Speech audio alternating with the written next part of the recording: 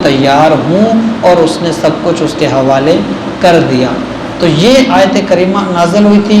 یہ اس کا واقعہ چھوٹا سا بنا تھا جس کا حل اس وقت نکل گیا، لیکن یہ چیز قیامت تک کے لیے سبق ہے۔ اور ہے کیا کہ یتیموں کا مال یہ نہیں کھانا چاہیے، یہ تو ایک عام سی بات ہو گئی۔ دوسرا یہ ہوتا ہے کہ بعض اوقات جب کوئی فوت ہو جاتا ہے، کسی کے بچے اس طرح سے لاوارث ہو جاتے ہیں، تو پھر کوئی نہ کوئی ان کا سنبھالنے والا بنتا ہے، بڑا بنتا ہے۔ اس کے لیے خطرات ہوتے ہیں کہ بچوں کے حق میں کیا کیا چیز آ رہی ہے۔ اب یہ اس کا نگہبان بنے گا تو فقط بچوں کا نگہبان نہیں بلکہ بچوں کی ہر چیز کا نگہبان ہے۔ اب ان کے حق میں جو جو چیز آئے گی اس کا سنبھالنا، اس کا لحاظ کرنا اور اس کو امانت کو ان تک پہنچانا، یہ اس کی ذمہ داری ہے۔ بالخصوص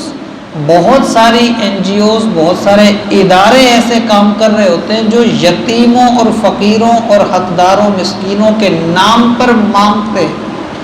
طرح طرح سے کئی کئی جگہوں سے یہ لوگ اکٹھا کرتے ہیں۔ اب جو ان کے نام پر اکٹھا کیا جاتا ہے ان کو یہاں تک پہنچانا، ان پر خرچ کرنا ان اداروں پر لازم ہے۔ اگر وہ اس کی احتیاط نہیں برتتے وہ گنہگار ہوتے، اور جو اس طرح کا فقط نام استعمال کرتے ہیں ان کی تو بات ہی الگ ہو جاتی ہے۔ یہ تو وہ لوگ ہیں جو یتیموں کے لیے کام کر رہے ہیں، پھر مال اکٹھا کرتے ہیں اور یتیموں تک صحیح نہیں پہنچا پاتے، کچھ ادھر کر لیا کچھ ادھر کر لیا، اس طرح کا جو کرتے ہیں یہ تو ان کے لیے ہے کہ وہ مجرم ہیں، اور جو اس طرح کے اداروں میں خدمات دیتے ہی نہیں اور پھر بھی یتیموں کا اور حقداروں کا نام استعمال کر کے ادھر ادھر سے مال بٹورے، ان کے لیے یہ اور بھی زیادہ خطرناک بات ہے۔ اسی طرح سے ہمارے رشتہ داروں کے اندر، ہمارے قریب کے اندر یا ہمارے دوستوں جاننے والوں کے اندر جو اس طرح کے لوگ ہوں، پھر ان کے بارے میں بھی احتیاط رکھی جائے کہ ہمارے مال میں بھی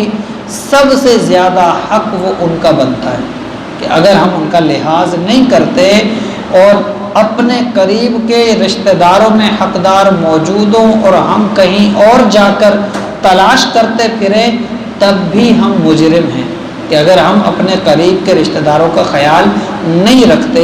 جو چیزیں ہم پر لازم ہیں جیسے زکوٰۃ ہے، فطرہ ہے، اس طرح کے جو لازم معاملات ہیں